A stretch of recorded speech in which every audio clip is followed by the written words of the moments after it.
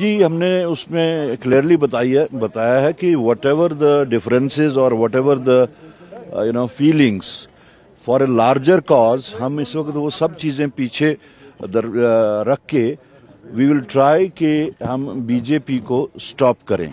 So that is the reason कि हमने वो स्टेटमेंट जो दिया है। तो अपने मकतूब में भी आपने इशारा दिया है कि नेशनल कॉन्फ्रेंस इस चीज को याद रखे, जिस तरह से बिट्रेल के बावजूद आपने जो है आज ये सपोर्ट का see Congress has always been for a larger cause, और इस वक्त मुल्क में भी जो हालात हैं उसके मुताबिक इस वक्त हम पे यही फर्ज बनता है एज ऑलवेज कि जितनी भी डिवाइसिव फोर्सेस हैं उनके खिलाफ हम डट के मुकाबला करें।